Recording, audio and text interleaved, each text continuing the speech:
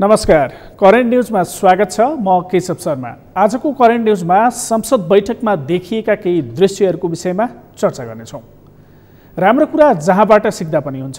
विधि निर्माण गर्ने थलोका रूपमा रहेका माननीय सांसदले झन बढी यस्ता कुरामा हेक्का राख्नुपर्छ।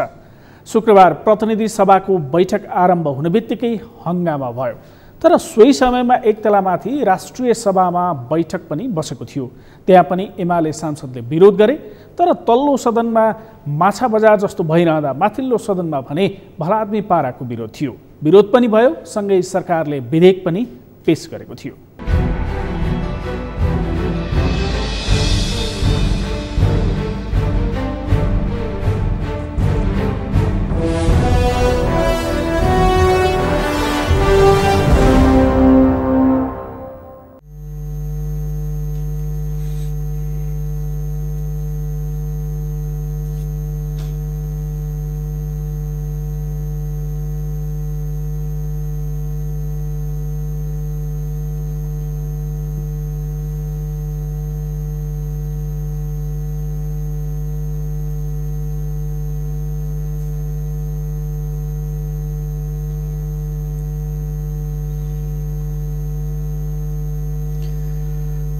माननीय सदस्यहरू, मिति 2078 भदौ 23 गते राष्ट्रिय सभाको 10औं अधिवेशनको पहिलो बैठकमा पेश गर्ने गरी कार्यसूचीमा समावेश गरिएको माननीय सदस्यहरू, आजको कार्यसूचीमा समावेश भएका विषयहरूको क्रमलाई केही हेरफेर गरेको छु। माननीय सदस्यहरू, मिति 2078 भदौ 23 गते राष्ट्रिय सभाको 10औं अधिवेशनको पहिलो बैठकमा पेश गर्ने गरी कार्यसूचीमा समावेश गरिएको राजनीतिक दल सम्बन्धी दोस्रो संशोधन अध्यादेश 2078लाई सदनमा तत्काल उत्पन्न परिस्थितिका कारण कार्यसूचीबाट हटाउनु परेकोले उक्त कार्यसूचीलाई यस बैठकमा निरन्तरता दिएको छु।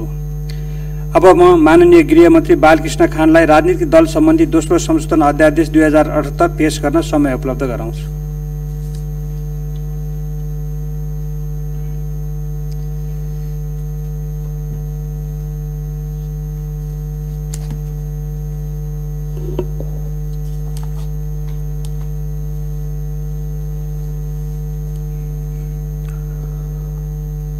सम्माननीय अध्यक्ष महोदय, सम्माननीय अध्यक्ष महोदयको अनुमतिले नेपालको संविधानको धारा 272 मा राजनीतिक दलको गठन, दर्ता, सञ्चालन र सुविधा तथा तत्सम्बन्धी अन्य विषय संघीय कानुन बमोजिम हुने व्यवस्था रहेको छ। यस सन्दर्भमा राजनीतिक दल सम्बन्धी ऐन 2073 लाई संशोधन गर्नुपर्ने भएको र तत्काल संघीय सदनको अधिवेशन चलिरहेको अवस्था नभएकोले नेपालको संविधानको धारा 114 को उपधारा 1 बमोजिम राजनीतिक दल सम्बन्धी दोस्रो संशोधन अध्यादेश 2078 सभा समक्ष पेश गर्दछु। धन्यवाद।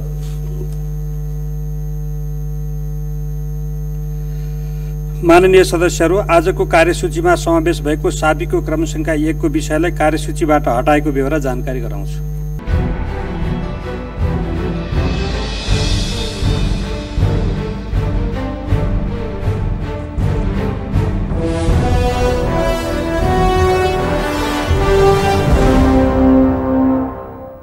शुक्रबार राष्ट्रिय सभा र प्रतिनिधि सभाको बैठक एउटै भवनमा एकैपटक बसेको छ। दुवै बैठकमा प्रतिपक्षी दल नेकपा एमाले विरोध गरेको थियो। राजनीतिमा सैद्धान्तिक वाद विवाद हुन्छ नै। सैद्धान्तिक बहस वाद विवादबाटै राम्रो बाटो तय हुन्छ। शुक्रबार बसेको प्रतिनिधि सभा र राष्ट्रिय सभा बैठकमा प्रतिपक्षी दलको विरोधको शैली भने फरक देखिएको छ। राष्ट्रिय सभा सौम्य र शान्त किसिमले विरोध गर्दै चलिरहँदा एक तला मुनि बसेको प्रतिनिधि सभाको माहौल भने बिल्कुल फरक खालको थियो। सभामुख अग्नि सापकोटाले सदनको बैठक प्रारम्भ हुन्छ पनि राम्रोसँग भन्न भ्याएका थिएनन्। एमाले सांसदहरू दौडँदै घेराउ गर्न पुगे। सांसदहरू दौडिहालेको हुनाले मर्यादा पालकलाई उनीहरूलाई रोक्न हम्मे परेको थियो।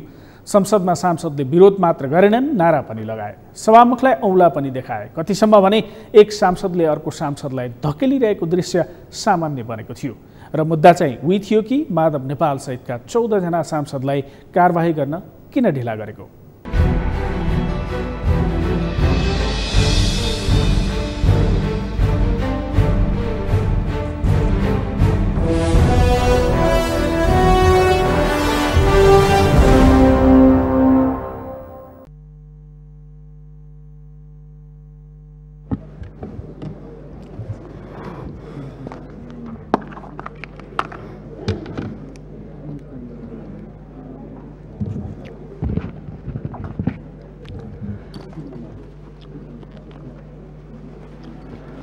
माननीय सदस्यहरू, प्रतिनिधि सभाको आजको बैठकको कारबाही प्रारम्भ हुन्छ।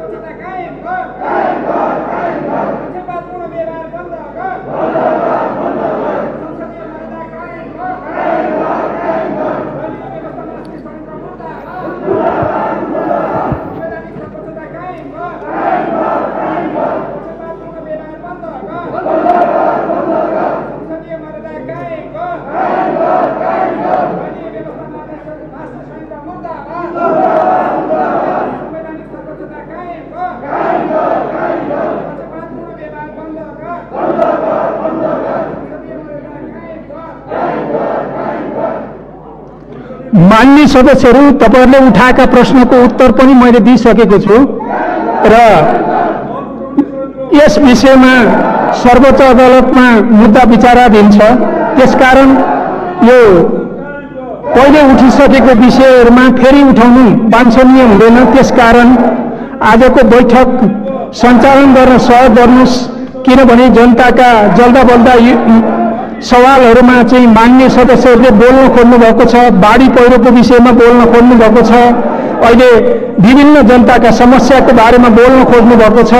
यो जनताको सर्वोच्च जनप्रतिनिधि संस्थामा जनताका आवाज मुखरित गर्नुपर्ने छ। तपाईले उठाएका कुराहरूको बारेमा मैले जवाफ दिइसकेको छु। त्यसकारण म माननीय सदस्यहरूलाई आग्रह गर्दछु कि बैठक सञ्चालन गर्न सहयोग गर्नुहोस्।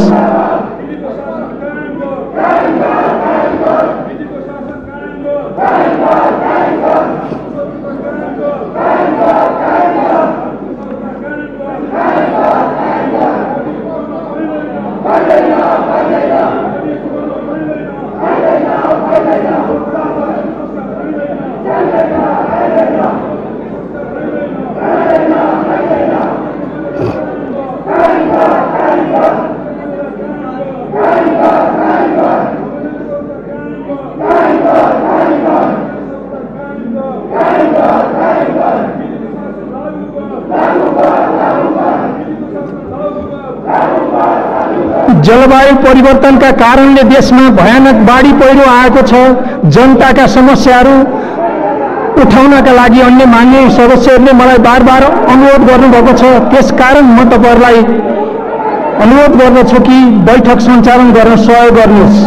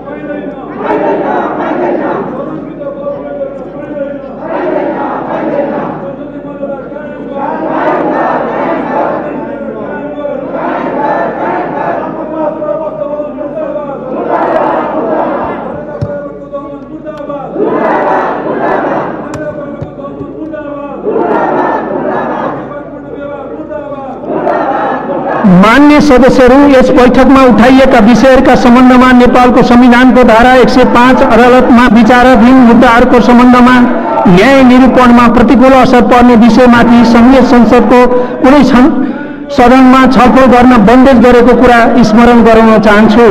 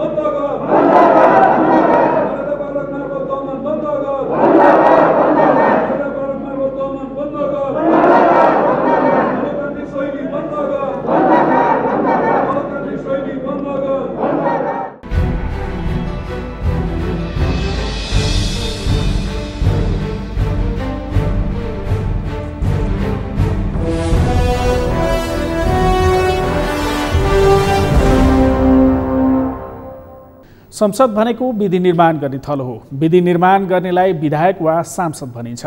संसदको मुख्य व्यक्ति सभामुख हो। सभामुखलाई व्यक्तिगत आक्षेप लगाइन्न भने उनीतर्फ औँला देखाएर भाषण पनि गरिन्न।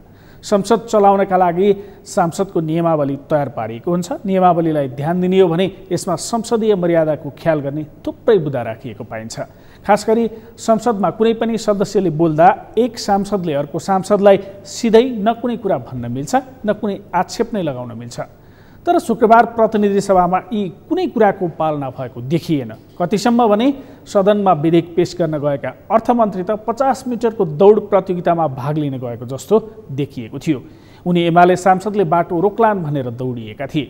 सांसदले नारा लगाइरहे, उनले विधेयक पेश गरिरहे। नाराबाजीका बीच शुक्रबारको पहिलो बैठक स्थगित भएको थियो।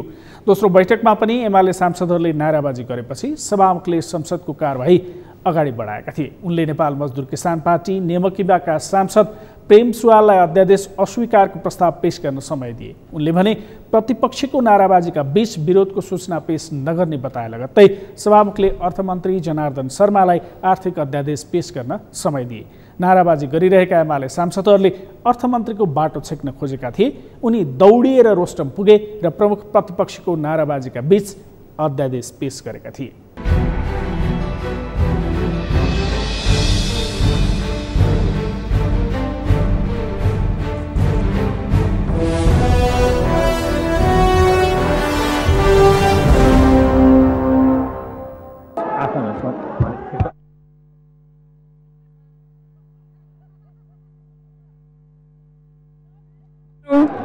माननीय श्री प्रेम सुवालले आफ्नो प्रस्ताव फिर्ता लिनुभएकोले उक्त प्रस्तावलाई निर्णयार्थ प्रस्तुत गरिरहनु परेन।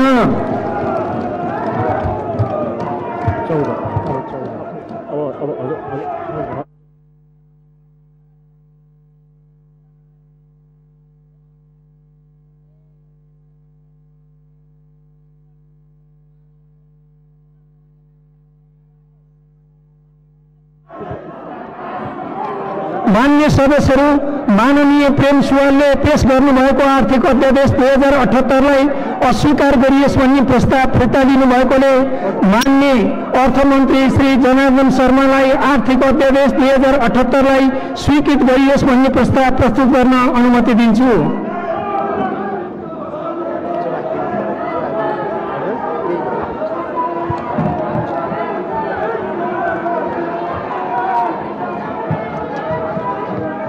सम्मान्य सभामुख महोदयको अनुमतिले आर्थिक अध्यादेश 78लाई स्वीकृति गरियोस् भन्ने प्रस्ताव प्रस्तुत गर्दछु।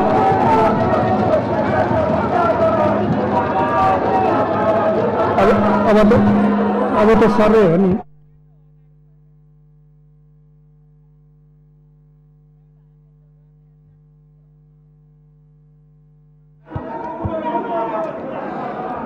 अब म उक्त प्रस्तावलाई निर्णयार्थ प्रस्तुत गर्दछु।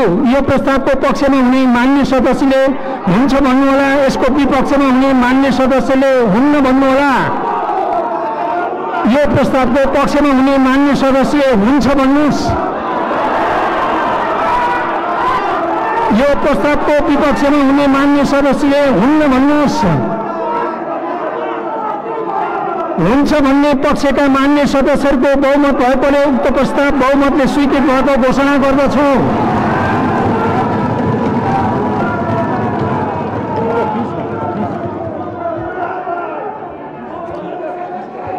मान्य सदस्यहरू प्रतिनिधि सभा नियमावली 2075 को नियम 94 को उपनियम 1 बमोजिम मान्य श्री प्रेम सुवालबाट राष्ट्र ऋण उठाउने अध्यादेश 2078 लाई अस्वीकार गर्ने सूचना प्राप्त हुन आएको बेहोरा जानकारी गराउँछु।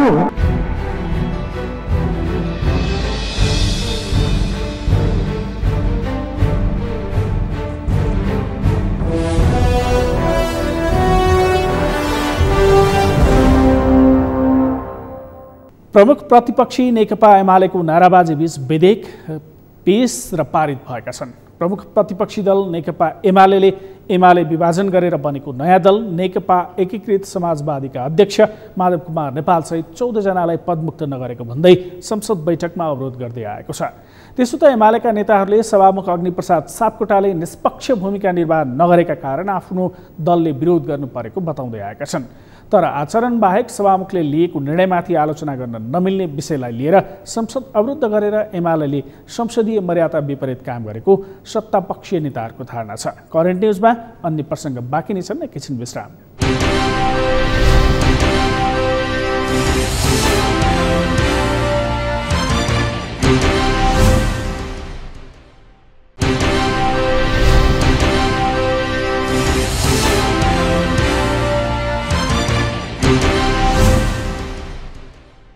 विश्रामपछि करेन्ट न्युजमा स्वागत छ। प्रमुख प्रतिपक्षी दल नेकपा एमालेको अवरोधका कारण शुक्रबार बसेको प्रतिनिधि सभाको बैठकमा सभामुख अग्निप्रसाद सापकोटाले बैठक प्रारम्भ भएको जानकारी गराउन साथ कुदेर वेल घेराउ गर्न पुगेका प्रमुख प्रतिपक्षी दल नेकपा एमालेका सांसदहरूले नाराबाजी गरेका थिए। सभामुख सापकोटाले प्रतिपक्षी दलले उठाएको प्रश्नको उत्तर आफूले दिइसकेको भन्दै बैठक सञ्चालन गर्न पटक पटक आग्रह गरेको भए पनि प्रतिपक्षी सांसदहरूले निरन्तर नाराबाजी गरेका थिए। सभामुख सापकोटाले संविधानको धारा 105 अनुसार अदालतमा विचाराधीन विषय संसदमा उठाउन नमिल्ने बताएका थिए। पटक पटक आग्रह गर्दा पनि नाराबाजी नरोकिएपछि केही समयका लागि बैठक स्थगित भएको थियो। सभामुख अग्निप्रसाद सापकोटाले नेकपा एमालेलाई सांसदहरूको अभिव्यक्ति स्वतन्त्रताको रक्षा गर्न आग्रह गरेका थिए। नेकपा एमाले आजको संसद बैठकमा अवरोध गर्दै अभिव्यक्ति स्वतन्त्रताको रक्षा गर भन्दै नाराबाजी गरेपछि सभामुख सापकोटाले आफ्नो मात्र अधिकारको कुरा नगर्न आग्रह गरेका थिए। नाराबाजी र विरोधका बीच चलेको बैठकमा रोचक दृश्यहरू देखिएका थिए। आफ्नो दलले कारबाही गरेर निष्कासन गरेका माधव नेपाल सहितका 14 जना सांसदलाई संरक्षण दिएर सभामुख सापकोटाले पदीय दुरुपयोग गरेको प्रतिपक्षी दल नेकपा एमाले आरोप लगाउँदै आएको छ। तर सभामुखका निर्णयलाई पालना गरेर जानु संसदीय सर्वोच्चता भएको उल्लेख गर्दै प्रमुख प्रतिपक्षी दल नेकपा एमाले संसद अवरुद्ध गरेको संसदीय मर्यादा विपरीत रहेको सत्ता गठबन्धन माओवादी दलका नेताहरूको भनाइ छ। आचरण सम्बन्धी विषय बाहेक सभामुखले गरेका निर्णयहरूमा सभामुखको आलोचना गर्न नमिल्ने उनीहरूको तर्क छ। संसदका नेतालाई आचरण सम्बन्धी बाहेक अरूमा आलोचना गर्ने वा भएका निर्णयहरूको खण्डन गरेर आलोचना गरेर संसद अवरुद्ध गर्ने कुनै संसदीय परम्परा नै नभएको उनीहरूको भनाइ छ।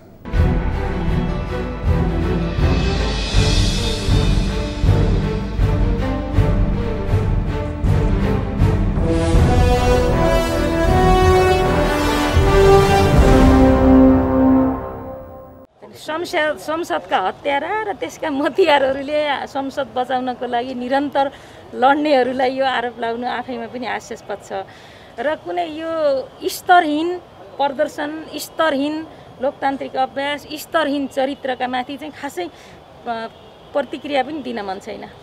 तर उहाँहरूले त तपाईँहरूलाई ननिकालेकै कारणले संसद बैठक स्थगित गर्नुभयो, अवरोध सिर्जना गर्नुभयो। उहाँको औकात अनुसारको काम गर्नुभएको छ। 2/3 बहुमतको सरकारलाई लगेर टारबाट बालकोटको बारदलीमा पुर्याएपछि पनि अझै खाँबो चिथर्न उहाँले छोड्नु भएको छैन। यो आक्रोश, यो पीडा, यो रिस, यो राग, हामीप्रतिको बदला अझै केही दिन लिने नै हो। उहाँहरूले चरित्र अनुसार गरिरहनु भएको छ। उहाँहरूको यस्तो गैर राजनीतिक चरित्र जे प्रदर्शन गर्नुभएको छ उहाँहरू नै नाङ्गिनु भएको छ। हामीसँग त यस्ता गैर राजनीतिक चरित्रलाई परास्त गर्ने क्षमता पनि छ, त्यो क्यापेसिटी पनि छ, त्यो धैर्यता पनि छ। हामी हाम्रो ढङ्गले जान्छौँ। खड्गप्रसाद ओलीको लाग्यो भए त हामीलाई धरतीमा बाँच्न नदिने पनि भन्नुहुन्थ्यो होला। तर उहाँको चाहनाले यो सबै पुरा हुँदैन नि त। सदन चल्छ, सरकारले सदनलाई बिजनेस दिन्छ, यसले त आफ्नो गति लिन्छ, यो अगाडि बढ्छ। संसद, सरकार सबै चिज अगाडि बढ्छ। खड्गप्रसाद ओलीको चाहनाले हुने भए त हामीलाई यतिको उभिन पनि किन दिएको भन्नुहुन्थ्यो होला होइन। त्यो यो पनि उहाँ मन्जुर छैन हामी बाँचिरहनु पनि उहाँको लागि। तर उहाँको चाहनाले त यो हुँदैन। तपाईको अर्थमन्त्रीले चोर बाटोबाट जङ्गली पाडाबाट त्यसरी लुकेर जाने हैन नि। के जनयुद्ध हो यो? सदनभित्र जनयुद्ध हो? लोकतन्त्र भनेको के हो? गणतन्त्र के भनेको के हो? व्यवस्थापिका भनेको के हो? त्यो कुरा उहाँहरूले त्यो चाहिँ मर्यादाको जिउडाएका छन्। यो गुरिल्ला पाडाबाट यो सरकार अगाडि बढ्न सक्दैन। योजना मेरो योजना मात्रै हैन नि, देशको योजना फेल भएको छ। देशलाई अनिर्णयबन्दी बनाउन खोजेका छन्, यो कुरा हो। हाम्रो संसदीय अभ्यासको क्रममा आज अस्तिको बैठकमा जे भयो यो सुखद कुरा होइन।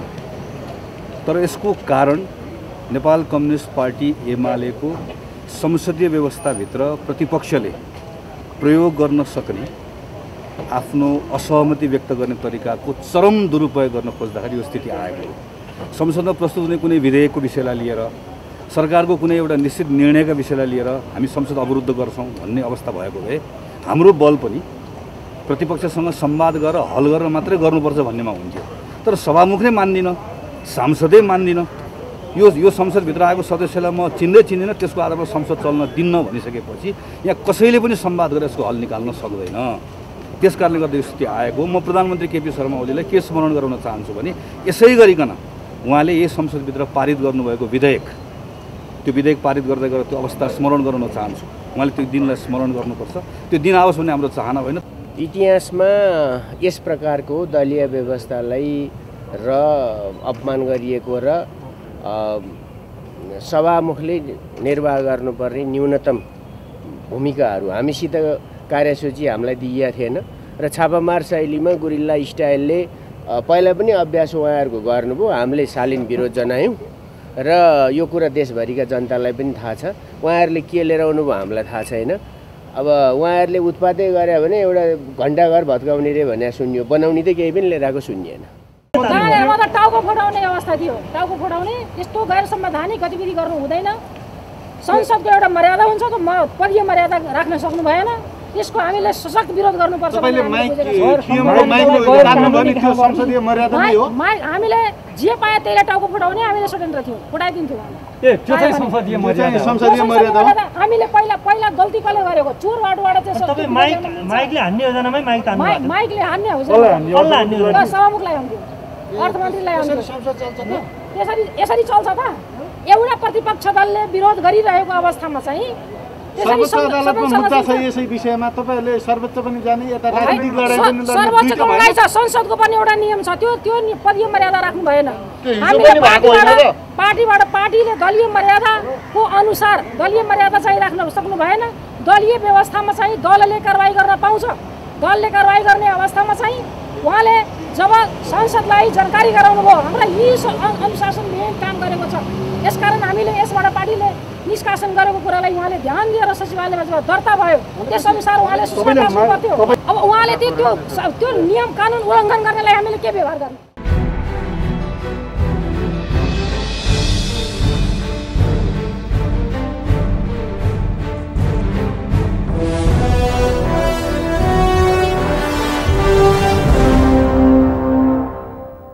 सत्ता गठबन्धन र प्रतिपक्षी दलहरूको जुहारी बाहिर मात्र होइन, सदनमा समेत चल्ने गरेको छ। यस्तै जुहारी चल्दा संसद बैठकमा रोचक दृश्यहरू समेत देखिने गरेका छन्। विधि निर्माण गर्ने थलोमा रहेका माननीय सांसदले विरोध र समर्थन गर्दा विधि र पद्धतिको ख्याल गर्न सके त्यसलाई अरूले पनि सिको गर्थे कि? हवस् त, आजका लागि करेन्ट न्युज यति नै। म केशव शर्मा बिदा हुन्छु। सगरमाथा टेलिभिजन हेर्दै गर्नुहोला। नमस्कार।